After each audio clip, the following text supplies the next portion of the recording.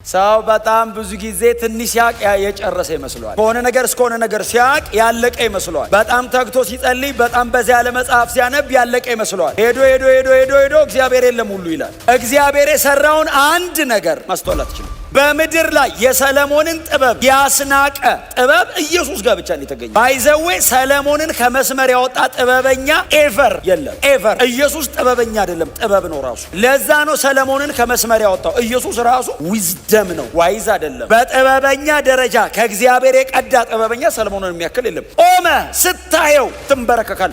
ጦር ይዘህ መጥተህ አስራት አውጥተህ ነው የምትሄደው። ሰው አያስተውልም። ንጉሥ ሆኖ አያስተውልም። አስተዋይ ነው አያስተውልም። አያቅም።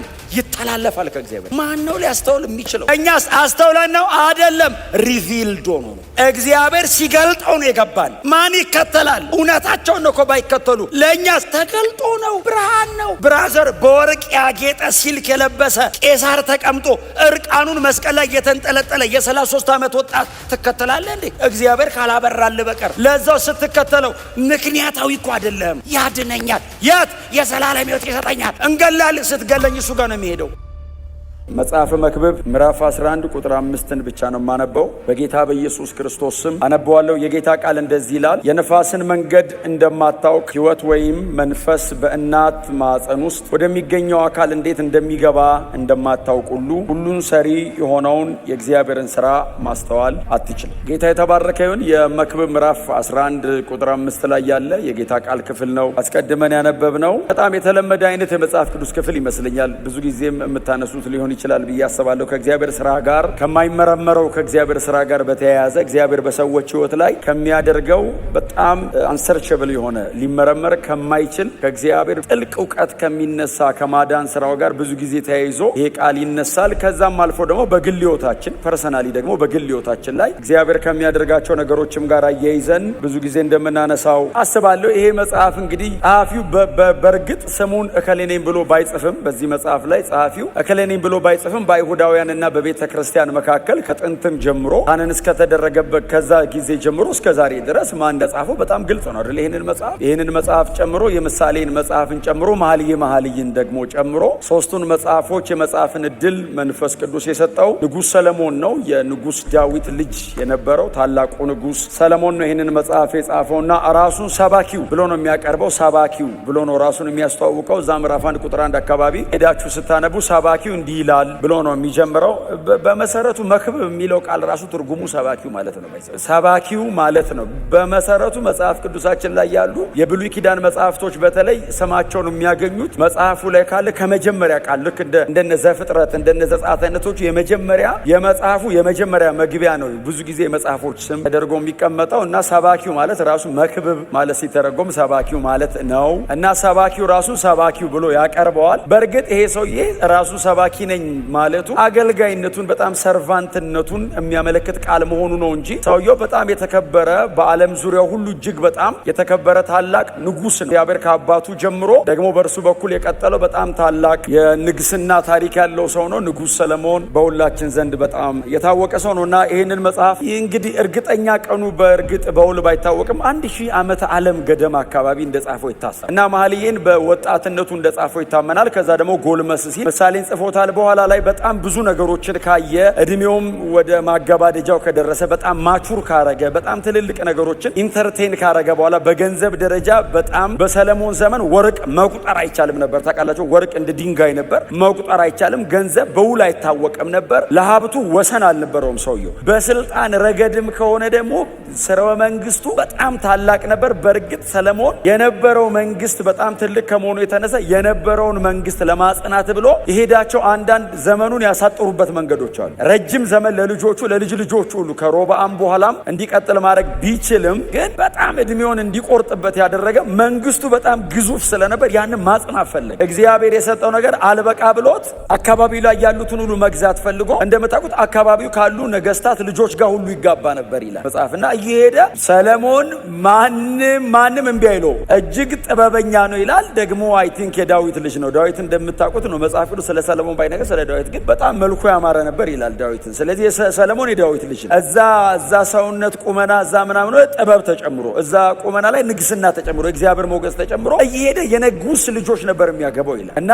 እሱንም አይ ቲንክ እንግዲህ ቆጥረውለታል ስንት እንዳገባ በቁጥር ተጽፏል። እና ወደ እንግዲህ አጠቃላይ 1000 ደርሰዋል። አጠቃላይ ነው እናንተን ብዬ አልከፍልም። አሁን ይሄን ለመክፈልም ጥሩ አይደለም። 1000 ደርሰዋል። በጣም እዛ ደረጃ ደርሷል። መንግስቱን ለማጽናት ነው። እና በአካባቢው ያሉ ነገስታቶች መጥተው ተዋግተው መንግስቱ እንዳይወድቅበት ከመፍራት የተነሳ እና በእድሜው ማብቂያ እንደዛ አይነት ነገር ውስጥ ሁሉ ገብቶ ነበር። ግን እሱን ሁሉ ካየ በኋላ በሰለሞን ዘመን በሰለሞን እድሜ እግዚአብሔር በሰጠው ጥበብ ሰለሞን ያልነካው የምድር ጠርዝ የለም። ሁሉንም ነገር ካየ በኋላ ሁሉንም ነገር በእጁ ጨብጦ ከንቱ ነው እና ያልደረሰበት ነገር የለምና ምዕራፍ 1 ላይ ስታነቡ ቁጥር 1 ጀምሮ ሰባኪው እንዲህ ይላል ብሎ ነው የሚጀምር። ሰባኪው እንዲህ ይላል ብሎ አሁን ሁሉም ሰው ይጓጓል። መኃልየን የጻፈው ሰለሞን ነው። ይሄን የጻፈው እንደገና ምሳሌ መጽሐፍን የጻፈው ሰው ነው የጻፈው። በጣም ጥበበኛ ነው፣ ታላቅ ሰው ነው፣ ብዙ ነገር ሊነግረን ነው ብለው ማንበብ ሲጀምሩ ሰባኪው እንዲህ ይላል ከንቱ ከንቱ ከንቱ የከንቱም ከንቱ 5 ከንቱ እንዴት ሰው ይጽፋል? ሁሉንም ነገር አይቶት ከንቱ ነው ብቻ አይደለም ያለው። ገንዘብን ፈለግኩ አለ አገኘሁት አለ። ጥበብን አለ ፈለግኳት አለ። የምድር መሰረት ድረስ ወርጄ ነው የፈለግኳት አለ። የምድር መሰረት እንዴት እንደወረደ አላውቅም። በቀይ እንቁ መካከል ፈለግኳት፣ በደመና መካከልም ፈለግኳት ይላል። በየትኛውም ቦታ ፈለግኩ ይላል።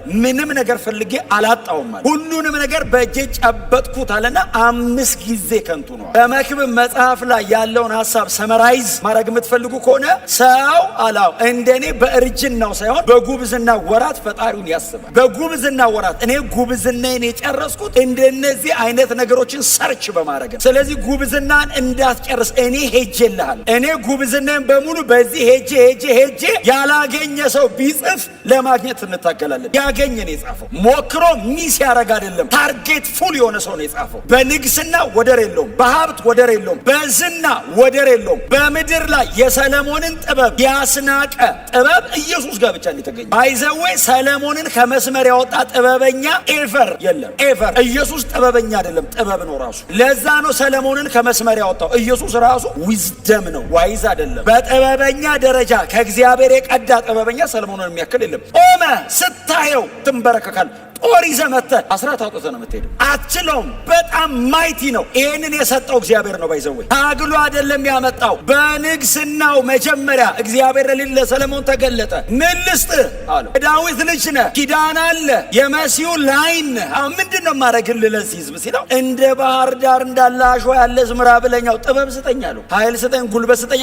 ሁሉም እዛ ውስጥ ኃይለኛ ምናምን በሙሉ ይቀልጣል ጥበበኛ ጋር ከመጣ። ማንም ከእናንተ መካከል ጥበብ ቢጎለው ነው ተብሎ የተጻፈ። ኃይልማ አቬለብል ነው፣ ቀርቧል። ኃይልን የምትጠቀመው በጥበብ። እውቀት ልትጠቀጠቅ ትችላለህ። እውቀቱን ግን አዛምደ መኖሪያ ብቃቷ ጥበብ ነው። ሰውየው ጥበበኛ ነው። እግዚአብሔር በጥበብ ይሙላችሁ፣ በእውነት በኃይልም በጽድቅም በጸጋም ይሙላችሁ። እና ይሄ ጥበበኛ ምሳሌ መጽሐፍ ላይ ያልዳሰሰው ሶሻል ላይፍ ሰው መሬት ላይ ከሰው ጋር ጎን ለጎን ቁጭ ሲል ምን እንደሚወራው ሁሉ ጽፏል። ባይዘው ሰነፍን አሁን እንደ ሰለሞን የሚያቅሰዋል። ሰነፍ ባይዘው ያለው መጽሐፍ ምሳሌ ውስጥ እናንተ ዝም ብላችሁ ሌላ መጽሐፍ አታንተ ሰነፍን አይደል ያለው በሙቀጫ አስገብተህ ብትወቅተው ስንፍናው አይለቀውም። ወቅተህ አፈጭተህ ምን ብለህ መልሰህ ስታቆመው ስቲል ሰነፍን አይደል። ሰነፍ በአልጋው ላይ አይደል ያለው በር በመዝጊያው ላይ እንደሚሄድ ይሄዳል። አልጋው ላይ ሲሄድ ይውል እንደ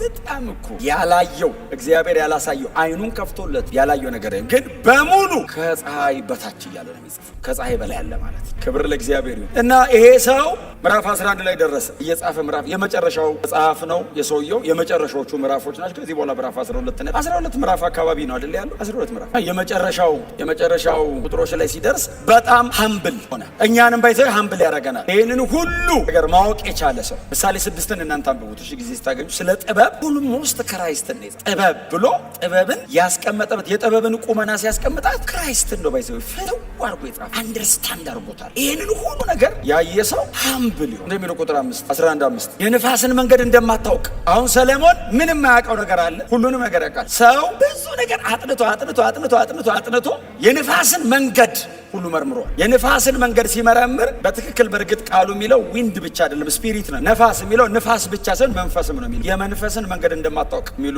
ድምጽ አለው። ሯ የሚለው ቃል ስለሆነ አንዳንድ ትርጉሞች ላይ ነፋስ፣ አንዳንድ ትርጉሞች ላይ መንፈስ የሚል ቃል ይጠቀማል። ይሄንኑ ቃል ባይዘው ኢየሱስ ተጠቅሞታል። በኋላ አነሳዋለሁ። ዮሐንስ ወንጌል ላይ ተጠቅሞታል ኢየሱስ ራሱ። የንፋስን መንገድ እንደማታውቅ ሁሉ ይሄ ከእኔ የተሰወረ ነው አለ። ይሄ ከሰው ልጆች የተሰወረ ነው። በየትኛውም ዘመን ሰው ንፋስ ወዴት እንደሚነፍስ ያየዋል እንጂ መንገዱን አያውቀው። ከየት እንደመጣ ወዴት እንደሚሄድ ሰው አያውቅም። በዊንድ ቬን በሉት፣ በተለያየ መንገድ በሉት፣ አቅጣጫ እንደዚህ እያደረገ ይሞክረዋል እንጂ ከየት እንደመጣ አያውቅም። በመጣበት ሞመንት ወዴት ሊሄድ እንዳሰበ ብቻ ይጠቁመዋል። ወደዛ ሄዶ ይታጠፋ አያውቅም። ሰለሞን እንዳለ የንፋስን መንገድ አታውቅም። የንፋስ መንገድ አይመረመርም። የንፋስን መንገድ እንደማታውቅ ሁሉ አለና ሀምብሎ ይሄን አውቄያለሁ፣ ይሄን አውቄያለሁ፣ እዚህ ጋር ደርሻለሁ፣ ይሄንንም ነክቼዋለሁ፣ እዚህ ጋር ስትሆን እሱንም ነክቼዋለሁ፣ ከሱ ማለፌ እንትን አግኝቻለሁ ያለ ሰው የንፋስን መንገድ አላውቅም። አንተም የንፋስን መንገድ አታውቅም። ሰለሞን የንፋስን መንገድ እንደማላውቅ አይደለም እንደማታውቅ ነው የሚለው። ከዚህም በኋላ ማንም ሰው ቢመረምር ይህንን ሊያገኘው አይችልም። የንፋስን መንገድ እንደማታውቅ ሁሉ ቀጥሎ ምንድን ነው የሚለው? ሕይወት ወይንም መንፈስ የቀድሞ ትርጉም ምንድን ነው የሚለው? አጥንት ከአጥንት በእናት ሆድ ውስጥ እንዴት እንዲዋደድ እንደማታውቅ ነው የሚለው። አጥንትና አጥንት በእርጉዝ ሴት ሆድ ውስጥ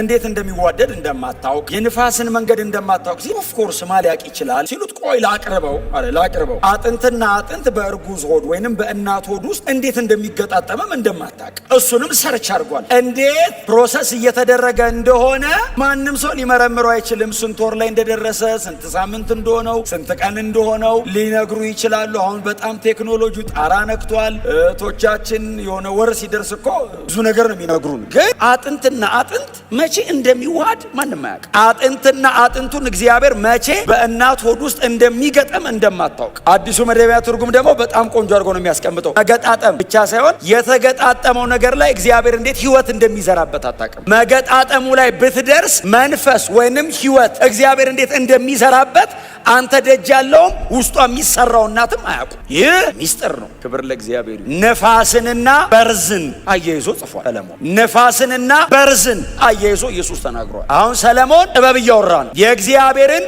ረቂቅነት እያወራ ነው። የእግዚአብሔርን ሁሉን ቻይነት እያወራ ነው። እግዚአብሔር ቢዮንድ ሜዥር ነው። መለካት ከሚቻለው በላይ ነው። አሁን እኔ አላቅም፣ እግዚአብሔር ግን ለንፋሳው መንገድ ያበጃል። እኔ አላቅም መንገዱ ነው፣ እግዚአብሔር ግን መንገድ ያበጃል። ሌን ያወጣለታል ለንፋስ። ንፋስ እንደፈለገ አይነፍስም። እግዚአብሔር ባሰመረለት ነው የሚነፍሰው። እግዚአብሔር ሁሉ ያውቃል። እኔ ፕሮሰስ ተደርጎ አልቆ የተወለደ ልጅ ነው ማቅፈው። እግዚአብሔር ግን አጥንትና አጥንትን መገጣጠም የተገጣጠመ ሮቦት አይደለም እኮ እናት የምትወልደው። ሕይወት ያለው ነገር ነው የሚወለድ። ሕይወት መች እንደሚሰጠው አይታወቅም። ሐኪምም የሚነግር ሕይወት አለው ነው የሚለው እንጂ መች ተሰጠው አያውቅም። እግዚአብሔር ሕይወትና መንፈስን በእርጉዝ ሆድ ውስጥ በሚገጣጠም አካል ላይ እንዴት እንደሚያደርግ ማንም አያውቅም። ሕይወት ሰጪ ነው እግዚአብሔር። መንፈስ እዛ ውስጥ ያለ ልጅ ላይ መቼ እንዴት እንደሚያደርገው አታውቅም። የሰለሞንን አድማጮች ዝም ብላችሁ አስቧቸው፣ እኛን አስቡ። ትክክል ነው ይላሉ። የንፋስ መንገድ አናውቅም። አዎ በእርጉዝ ሆድ ውስጥ ልጅ እንዴት እንደሚገጣጠም አናውቅም። ተገጣጥሞ ሕይወት እንዴት እንደሚዘራበት ምንም ኖሃው የለንም። አስገራሚ ነህ። በጣም ቲንከር፣ በጣም አሳቢ ነህ። ክሪቲካል ነው ጭንቅላት ሰለሞን ብላችሁ ልታደንቁ ስትሉ ልነግራችሁ የፈለግኩት አሁን እዛ ድረስ መርምር ያለው ሳይሆን ሁሉን የሚችል አምላክ አሜሪካ ላለ አሁን እናንተ ኮምፕሬንድ ልታደርጉት የማትችሉት ሁሉን ሰሪ የሆነውን የእግዚአብሔርን ስራ ማስተዋል አትችልም። ሰው በጣም ብዙ ጊዜ ትንሽ ሲያቅ የጨረሰ ይመስለዋል። በጣም ትንሽ ሲያቅ ከሆነ ነገር እስከሆነ ነገር ሲያቅ ያለቀ ይመስለዋል። በጣም ተግቶ ሲጸልይ፣ በጣም በዚያ ያለ መጽሐፍ ሲያነብ ያለቀ ይመስለዋል። ሄዶ እግዚአብሔር የለም ሁሉ ይላል። ስለ ሁሉም ነገር መተንተን ይፈልጋል። ሁሉን ለማወቅ ትንሽ የቀረው የሚመስል ሰው የማያውቀው ነገር የለም የተባለለት ሰውዬ ሁሉን የሚችል አምላክ የሚሰራውን ስራ ማወቅ አይደለም ማስተዋል አትችልም። እግዚአብሔር ሊገልጥልህ ካልወደደ በቀር፣ እግዚአብሔር ሊያሳይህ ካልፈቀደ በቀር ልታውቅ አትችልም። የማንን ሁሉን የሚችል አምላክ የሰራውን ሁሉ አይደለም፣ እግዚአብሔር የሰራውን አንድ ነገር ማስተዋል አትችልም። የሰራውን ሁሉማ ማወቅ አይቻልም። የሚሰራውን አንድ ነገር እንኳን ሰው ማወቅ አይችልም። ሰለሞን እግዚአብሔርን ሲጠራው እንደዚህ ያለው ሁሉን የሚችል አምላክ ለእግዚአብሔር ይሁን። ለዛ ነው የምንጸልየው፣ ለዛ ነው የምንበረከከው፣ ለዛ ነው አንችልም የምንለው፣ ለዛ ነው ሃምብል የምንሆነው። ፕራይድ ልባችን ላይ የማይገኝበት ምክንያት አንዱ ሁሉን የሚችል አምላክን ስራ መመርመር አልችልም እና ተንበርክኬ እማጸነዋለሁ። እግዚአብሔር ሆይ መንገድን አስተምረኝ፣ አደራረግን አሳየኝ። የእግዚአብሔር ባሪያ ሙሴ የለመነው እሱን ነው። አቤቱ እግዚአብሔር ሆይ ያለው አቤት አለው በስሜ ጠርተኸኛል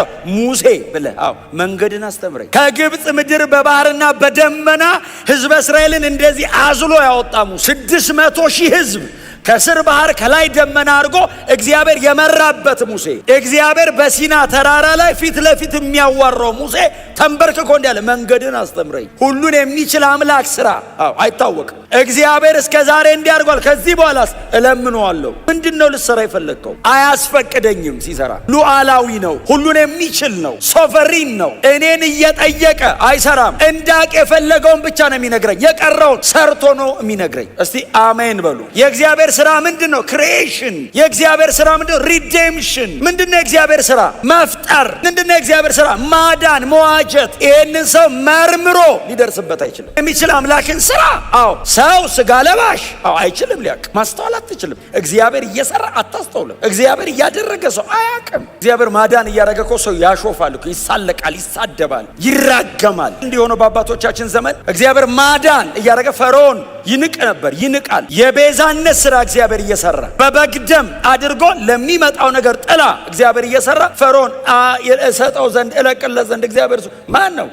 ሰው አያስተውልም። ንጉሥ ሆኖ አያስተውልም። አስተዋይ ነው አያስተውልም፣ አያቅም፣ ይተላለፋል ከእግዚአብሔር። ማን ነው ሊያስተውል የሚችለው? እግዚአብሔር ብርሃን ይስጣል፣ ማስተዋል። ሰለሞን በጣም አስደናቂ ሰው ነው በእውነት የእግዚአብሔርን ስራ ክሪኤሽንን በጥበብ እግዚአብሔር መሰረት እንዴት መሬት ላይ እንደመሰረተ በጥበብ ሰማያትን እግዚአብሔር እንዴት እንዳቆመ ያወቀ ሰው የጻፈ የተነተነ ሙሴ ዘፍጥረት ላይ ሰለሞን ምሳሌ ላይ ባቀረበው መንገድ ይብን አላቀረበም። እንዴት አድርጎ የእግዚአብሔር ጥበብ እንደተገለጠ ፍጥረት ላይ የገባው ሰውዬ ሰው የእግዚአብሔርን ስራ ያስተውሉ። ይህንን ሁሉ በዚህ መጠን እግዚአብሔር ሪቪል ያደረገለት ሰው ወደኋላ ሄዶ ክሪኤሽንን አንደርስታንድ አድርጓል ሰለሞን። እስቲል እንደዚህ ይላል የእግዚአብሔርን ስራ። የትኛው እግዚአብሔር? ሁሉን የሚችል። ክብር ለእግዚአብሔር ይሁን። አያችሁ፣ የሆነች ነገር አድርገን ሜካኒካል ሆነን እንዳንሞት፣ የሆነ ነገር ደገም አድርገን እንዳንሞት እግዚአብሔር በህይወታችን ላይ ዲዛይን ያደረገው ነገር መጨረስ አለበት። ሁሉን የሚችል አምላክ ነው ከኛ ጋር ፕሮግራም የጀመረው። ሁሉን የሚችል አምላክ ነው መስመሩ ላይ ያስገባል። ሁሉን የሚችል አምላክ ነው እኛን ለማዳን ፕሮግራም ያደረገው። ሚስ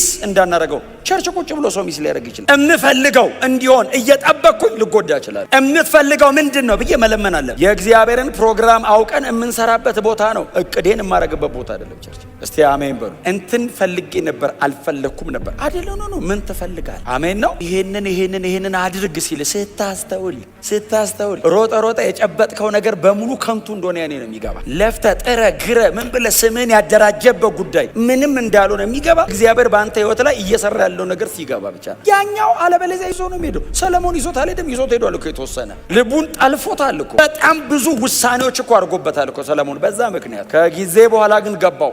እግዚአብሔርም አነቃው። ክብር ለእግዚአብሔር ይሁን። የእግዚአብሔርን ስራ የማዳኑን ስራ ሰው ያስተውል። እግዚአብሔር በኖህ በኩል የማዳን ስራ ሲሰራ የገባው ማን ነው? ኖህ ብቻ። ዓለሙ በሙሉ አልገባው። ምን እየተከናወነ እንደሆነ ዓለሙ በሙሉ አልገባው። ሰውየው ብቻው መርከብ ይሰራል። አንተ ሰው 120 ዓመት አይገባውም፣ 1 ዓመት አይገባው። አሁን እኛ ገና 2ኛ ዓመታችን ሊመጣ ነው። በእውነት እንዴ 198 እንግዲህ 118 ዓመት እኮ ይበልጡናል እኮ እነሱ። 120 ዓመት ነው ሰውየው የሰበከው። 120 ዓመት።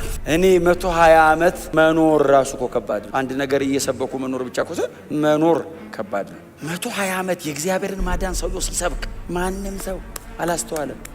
ቀጥሎ ኖህ ዓለምን ኮነነ ለብቻው። ማማዳነ ኖህ እነማዳኑ ኖህ ከነማጋዳነ ኖህ። ዓለሙስ አላስተዋለም። ሰው አያስተውልም። ሌላ ብዙ ነገር እያስተዋለ የእግዚአብሔርን ስራ ሰው አያስተውልም። ክሪኤሽን ዋው ይላል። የመሬት አቀማመጧ፣ የፀሐይ አቀማመጧ፣ ፀሐይ አለመጥፋቷ፣ መሬት አለመቅለጧ፣ በረዶ አለመሆኗ፣ አለመቃጠላችን፣ ፍሪዝ አለማረጋችን በጣም ይገርመዋል። ሰው ሪዴምሽንን አያስተውልም። ቤዛነትን ሰው አያስተውልም። ስትነግረው ሞኝነት ነው ይላል። ትቀልዳለህ እንዴ ይላል። በዚህ ዘመን ይላል። በዚህ ዘመን ሰው እንዴት ቤዛነት ያወራል ይላል። ዓለምትን በደረሰች የእግዚአብሔር ስራ ነው። እንዴት ያስተውል ሰው? እንደዛ ሲል በዚህ እንዳፈርድበት ትክክል ነው። ናቹራል ማን ነው? እውነቱን ነው። ምንድነው ማድረግ ያለብህ? ግፈፍለት ብለህ ነው መጸለይ ያለብህ። ከድኖበት ነው። የማያምኑትን አይምሮ አሳውሯል። ቤዛነቱን እንዳያስተውሉ። ክብር ለእግዚአብሔር ይሁን። ሁሉን ሰሪ የሆነውን የእግዚአብሔርን የማዳን የመቤዠት ነፃ የማውጣት ስራው ሰው አያስተውል። እግዚአብሔር ከዚህ ያድናል። ዮሐንስ ወንጌል ላይ እንሂድና ትዝ ይላችኋል። ጌታችን መድኃኒታችን ኢየሱስ ክርስቶስ ከአንድ ሰውዬ ጋር አወራ። ሰውየው መጽሐፍ ሲናገር የአይሁድ አለቃ ነው ይለዋል። ቀጥሎ ደግሞ ፈሪሳዊ። እነዚህ ሁለት ፖዚሽኖች ማለት ሰውየው አንደኛ ባለስልጣን ነው፣ ቀጥሎ አዋቂ ነው። ፈሪሳዊ ነው ከተባለ አዋቂ ነው። የህግ መምህር ነው ማለት ፈሪሳዊ ነው። ከዛ ደግሞ ወደ ታች ደግሞ ቁጥሩ ዘለግ እያለ ሲወርድ ደግሞ አንተ የሕግ መምህር ሆነ ሳለ ይለዋል ኢየሱስ። ስለዚህ ሰውየው ፈሪሳዊ ነው፣ የአይሁድ አለቃ ነው፣ የሕግ መምህር ነው። ከዚህ አይነት ሰው ጋር የተደረገ ስኮላስቲክ ዲያሎግ፣ በቃ የስኮላር ወሬ ነው ያወሩት። እና ሰውየው ቀን እንዳይመጣ ሰው ያየኛል ብሎ ጥሩ ነው። አሁንም ለሌሊት የሚመጣ ሰው ጥሩ ሰው ያየኛል ብሎ ፈራና በምሽት ኢየሱስ ቁጭ ባለበት ደቀ መዛሙርቱም እንደሌሉ አጣርቶ ሰውየው አይተክ የአይሁድ እንግዲህ አለቃ ነው። ቀጥሎ ደግሞ በጣም የተከበረ ሰው ስለሆነ ጠባቂ ኖሯል። እስቲ ሂዱና አጣሩልኝ፣ ይሄን ሰው ያይቸው ልምጣ። አይ ማንም አጠገቡ የለም ሲሉት ምን ሊላቸው እንደሚችል እንግዲህ አላቅም። ጠባቂዎቹን ኢየሱስ ጋር ሄዶ ነበር የሚል በሸንጎ ከተሰማ ከባድ ነው ለሱ። ቀስ ብሎ ሾልኮ መጣና ጌታ ኢየሱስ ክርስቶስን በጣም አስገራሚ በሆኑ ማዕረጎች ነው ኢየሱስን የጠራው። በእርግጥ ሰውየው እንደ ፈሪሳውያን ኢየሱስን ለማጥመድ ሳይሆን እውነቱን ነው። ዮሐንስ ወንጌል ምዕራፍ 3 ላይ በጣም አስገራሚ ሰው ነው፣ ኒቆዲሞስ ይባላል። ቁጥር 2 ላይ እንደዚህ ይላል፣ እግዚአብሔር ከእርሱ ጋር ከሆነ ሰው በቀር። ምን ማለት ነው? እግዚአብሔር ካንተ ጋር ነው። ቀጥሎ ምንድን ነው የሚለው? አንተ የምታደርጋቸውን ተአምራዊ ምልክቶች ማንም ሊያደርግ አይችልም፣ እግዚአብሔር ካንተ ጋር ነው አለውና እያረክ ያለው ነገር ደግሞ ሆኖ ማያውቅ ነው እና ወደፊትም ደግሞ የሚሆን አይነት አይደለም አለና ቀጥሎ ምንድን ነው የሚለው? ከእግዚአብሔር ዘንድ የመጣ መምህር መሆንህን አውቃለሁ አይደለም ያለው? እናውቃለን። የፈሪሳውያን ጉባኤ በሙሉ ያውቃል። ባይዘው ይሄ የሚያሳድድህ ምናምን እግዚአብሔር ካንተ ጋር እንዳለ የምታደርጋቸው ተአምራት እግዚአብሔር አብሮት ያለ ሰው ካልሆነ በቀር ማንም እንደማያደርግ። ቀጥሎ ከእግዚአብሔር የተላክ መምህር እንደሆንከው እናውቃለን። እኔ በጨለማ ልምጣ እንጂ ጉባኤ ውስጥ የሚወራው ይሄ ነው። እስቲ አሜን በሏ። መዘን አለው። መዘንን ትምህርትን ህጉን እኛ አብራርተ ነው አንተ መተህ ስታብራራው መጽሐፍ እንደ ፈሪሳውያኖቻቸው አልነበረም አይደለም የሚለው፣ እንደ ባለስልጣን ነው የሚል። እንደውም እኮ አንድ ማርቆስ ወንጌል ላይ ነው እንደዚህ ያለው፣ ሰማይና ምድር ከተፈጠረ እንደዚህ ሰውዬ የተናገረ የለም ማለት ሰምተውት እኮ ነው እንደዚህ በእንትን መሰለ። አሁን እኛ እኮ ይሄ ሙቀት እኮ ነው አስጨነቀን የምንለው። ድሮ እኮ ህዝቡ እኮ ታውቃለህ 35 እና 40 አካባቢ ሙቀት ላይ ሜዳ ላይ ነው የሚቀመጠው። ለዛውም እንደኛ እንደዚህ ሸሚዝ እንዳይመስል የሚያደርጉት ቀሚስ፣ ቀጥሎ ከላይ ደግሞ አለ። በዛ ወበቅ ውስጥ ነው ሰምታው እርስ በርስ እኮ ነው። እኔ አይ ቲንክ ማርቆስ ወይ ጴጥሮስ የጴጥሮስ ስብከት ስለሆነ የማርቆስ ትንታኔ ሰምቷል። ጴጥሮስ እንደዚህ ብሎ ሲሰማ ብዙ ጊዜ ሰዎች ምን ይሉኛል የሚለው እነሱ ከአባቱ ይሰማል፣ እነሱ ከሰው ይሰማሉ። እና እንደዚህ ብሎ ሲሰማ ሰማይና ምድር ከተፈጠረ እንደዚህ ሰውዬ ያወሬል የሙሴ ደቀ መዛሙርት ነን የሚሉ እኮ ናቸው። ራሱ እንደዚህ ያቆም ህጉን ራሱ የጻፈውን ህጋው ይሄ ሰውዬ እንዳብራራው እና የሚደረጉትን ደግሞ ሲያዩ ብሉይ ኪዳን ሆኖ ያውቅ ብሉይ ኪዳን እኮ የሞተ ተነስቶ ያውቃል፣ አጋንንት ወጥቶ ያውቃል። አጋንንት ለመጀመሪያ ጊዜ ወጣው ኢየሱስ። ይሄንን አሉ እግዚአብሔር አብሮት ያለ ሰው ካልሆነ በቀር ማከማ ያወጣል። በቃ ይሄ ነው እናውቃለን። ቀጥሎ ደግሞ ዶክትሪን ሳውንድ ነው። ዶክትሪን ትምህርት ህይወት ይገኝበታል እና ስንሰማው እንለወጣል። ስንሰማው የሚቀይረን ኃይል አለው። ከእግዚአብሔር የተላከ መምህር የእግዚአብሔር ኃይል አለ አብሮ እና እግዚአብሔር ካላከ በቀር ትራንስፎርሚንግ ፓወር አለው ኢየሱስ ትምህርት። ዝም ብለህ መረጃ ተቀብለህ የሚገርም ነው ብለህ አትሄድም። ግልብጥ ነው የሚያደርግ። ባይዘ ኢየሱስ አስተምሮ ኒውትራል አትሆንም። ወይ ተቃዋሚ ነው ወይ ደጋፊ። ጥግና ጥግ ነው የሚያስይዝ። ብለርድ አታረግም። ግሬ አይደለም ኢየሱስ ጋር ወደዚህና ወደዚህ። ምክንያቱም ትዝ ይላችሁ ያ ስምዖን የሚሉ ሽማግሌ ኢየሱስ እንደዚህ ከፍ አድርጎ አይኖች ለሰው ምናምን የተዘጋጀው መዳን አይቷል ያለው ሰውዬ እንደዚህ ያለ ለብዙዎች መውደቅ ለብዙዎችም መነሳት ምክንያት ነው ማለት ወይ መውደቅ ነው ወይ መነሳት ነው። ዘመም ያለ የለም። እስቲ አሜን በለው። ሀፋ የለም እንደዚህ ብለ የለም። ወይ ትወድቃለህ ወይ ቀጥ ብለህ ትቆማለህ። ወይ ይወድቃሉ አለ ወይ ይቆማሉ አለ። የሚለውም እንደሱ ለብዙዎች የማሰናከያ አለት፣ ለሌሎቹስ የኮርነር ስቶን የማዕዘን ራስ ድንጋይ። ያው ድንጋይ ለእኔ የማዕዘን ራስን ለሌላው መደናቀፊያ ሌላው እንቅፋት ብሎ ጦር ብሎ ሲሆን አላምንም ባከበሱ ብሎ ይደናቀፋል። የኛ አይነቱ ሞኝስ ከተሰቀለ ውጪ ምን አለ ብሎ ሰማይ ዓለም በጥበቧ ልታውቅ ማትችለውን ነው የሚለው። ሰለሞን እኮ ማን ያስተውላል አለ። ዓለም ጥበበኛ በሙሉ መጣ። እኔ በጣም ሞድ የመጽሐፍ ቅዱስ ክፍል አለ። ያው አንደኛ ቆሮንቶስ ጥበበኛ የት አለ ይላል ጳውሎስ። ቸርች ባይዘው አሁን እንደዚህ አባላ የሚቀጥለው ሳምንት ጉድ ፕሮግራም የለም ብሎ ጳውሎስ ምን ነው አሉት። ሌላ ሰው ነው መጋብዘዋል። ምን ልጋብዝ ነው? የዚህ ዓለም ጠቢብ፣ የዚህ ዓለም ሊቅ፣ የዚህ ዓለም አዋቂ፣ የዚህ ዓለም ፈላስፋ። ጉባኤውም በሙሉ ሰበሰበ። የዚህ ዓለም ጠቢባን ሲል አቤት ጠቢብ ታውቃለች። ድምፁ ቀስ ሊቃውንት ሲል አለን ይላል። ጠራና እንደዚህ ያነሳቸው አሉ። ዛሬ ኢየሱስን ዝቅ አርጎኛን ከፍ ሊያደርገን ነው ሲሉ እግዚአብሔር የዚህን ምድር ጥበብ አለ። እሺ ሲሉት ከንቱ ከሰለሞን ነው ወሰዳት ይችላል። ከንቱ አላደረገም። ምን እያልክ ነው? አይ ቲንክ ጉባኤ በሁሉ እንጫጫል። ምን ማለት ነው ሲሉት የምድርን ጥበብ ያሳፍር ዘንድ የዚህን ዓለም ሞኝ ነገር ይልና ምንም የሚል ቃል አለ። ባይዘው የዚህን ዓለም ምንም መረጠ። ምን መርጦ እነ ሰንበዲን ኖበዲ አረጋ። አሜን በሏ። ቸርች ነው እኩል የምንሆነው እዚህ እኩል። ኢየሱስ በደሙ ነው ዋጅቶ ያስገባል። በደንብ ጮክ በሉና አሜን በሉ።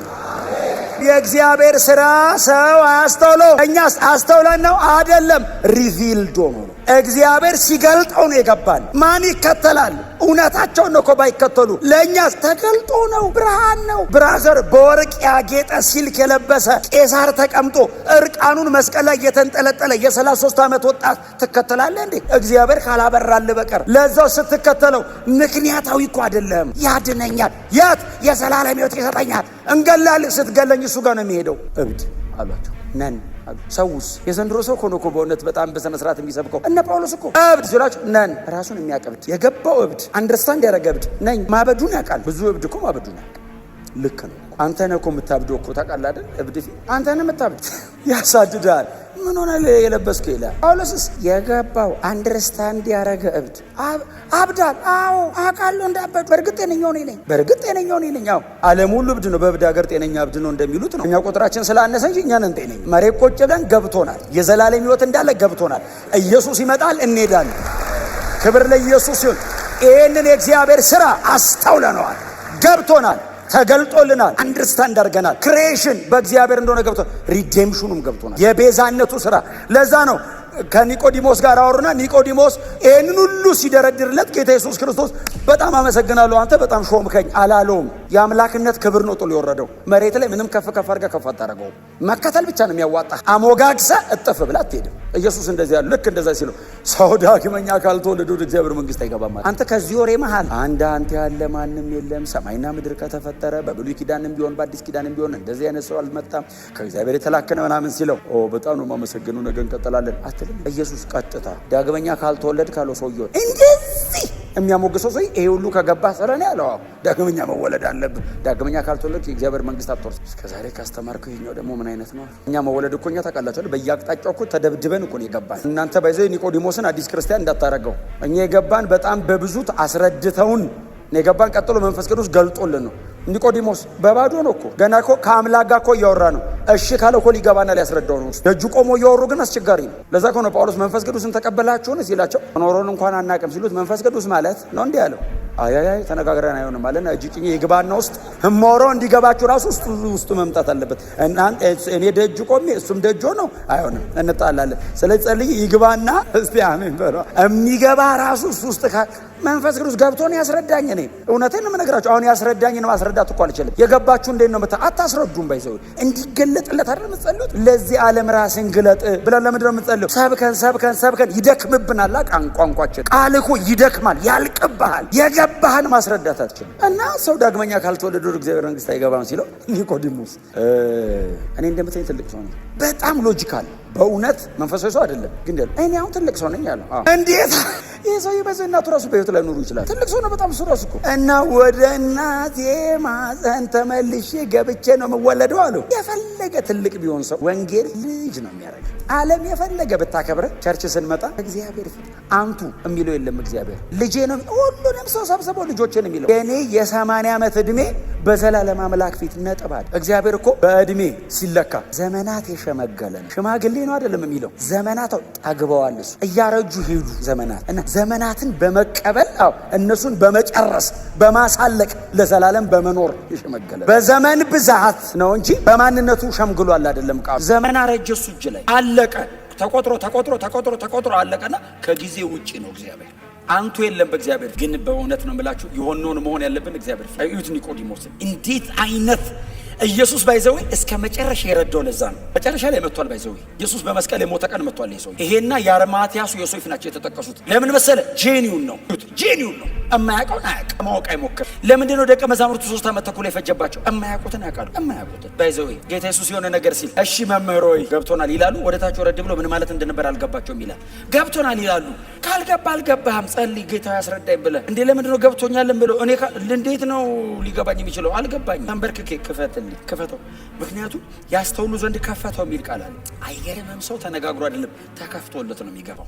ይከፈታል ማለት ነው። ይሄ ነገር ሶስት አይደል የከፈተው? ሶስት እኮ ነው የከፈተው። የማውስ መንገደኞች እኮ እነ ቀለዮጳ ሶስት እኮ ነው። አንዴ አይምሯቸውን ከፈተ፣ ቀጥሎ ልባቸውን ከፈተ፣ ቀጥሎ አይናቸውን ከፈተ ይላል።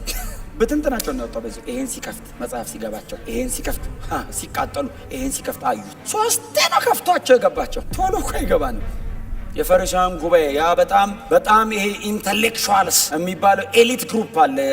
ፈሪሳውያን ጉባኤ ዳግመኛ መወለድ አለባችሁ አለ። ሁላችሁም እነ ሐናን፣ እነ ቀያፋን፣ እነ እስክንድሮስን የሕጉ ሊቃውንታው ሊቀ ካህናቱን ሁሉ ዳግመኛ ካልተወለዱ ነው ማንም ዳግመኛ ካልተወለዳችሁ የእግዚአብሔር መንግስት ከውሃና ከመንፈስ ካልተወለድክ አትወርስም። ሰውየው አይ ቲንክ ደንግጧል። ምክንያቱም ኢየሱስ እንደዚህ ዳግመኛ መወለድ አለብህ ስላልኩ እንዴት ትደነቃለህ? ደንግጧል ሲያወራ። እነሱንም ነው እንዴ አለው። እኔ ተደብቄ መጥቼ ኖ አለው። እነሱ ቢሆን አይገቡም። ህግም በመጠበቃው በልፋት በጥረት በትጋት በስራ አይገባም። ዳግመኛ መወለድ አለብህ። በእግዚአብሔር የማዳን የቤዛነት ስራ ውስጥ መካተት አለብህ። በክርስቶስ ኢየሱስ የመስቀል ሞትና ትንሣኤ በኩል መቀላቀል አለብህ። አለበለዚያ አትገባም። አይቻልም።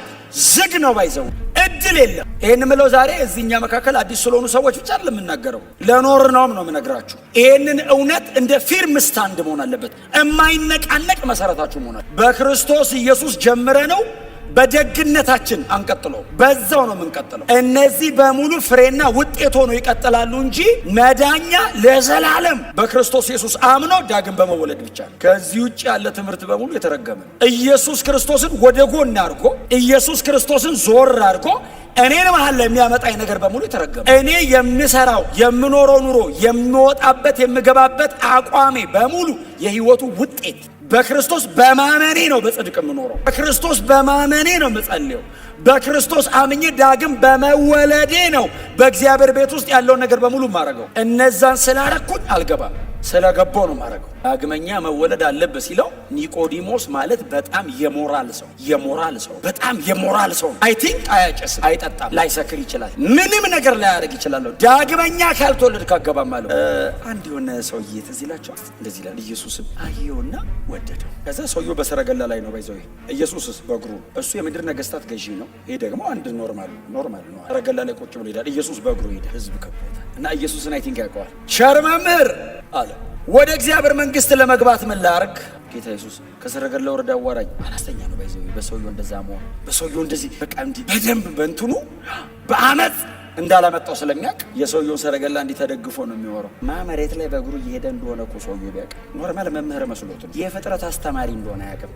ለፍጥረት ስርዓት የዘረጋው ለኔቸር ጨረቃና ፀሐይ በስርዓት የሚሄዱት እሱ ዘርግቶት ነው። አስተማሪነቱ ለዩኒቨርስ ሁሉ ነው። መላእክት ሁሉ ከሱ በሰሙት ነው የሚኖሩት። ቆመው ግን ሊያስረዳው ነው ለሱ።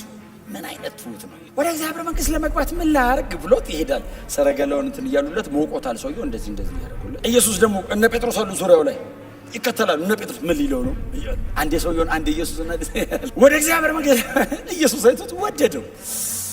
በእውነት ጌታ እንደው ወዶን እኮ ነው ወደ እግዚአብሔር መንግስት ለመግባት አለው። ትስረጋት እንደዚህ እነዚህን ፈጽም ሲለው ከልጅነቴ ጀምሬ ያደርገዋለሁ አለ። እውነቱን ነው ደግሞ ባይዘው አልዋሸም።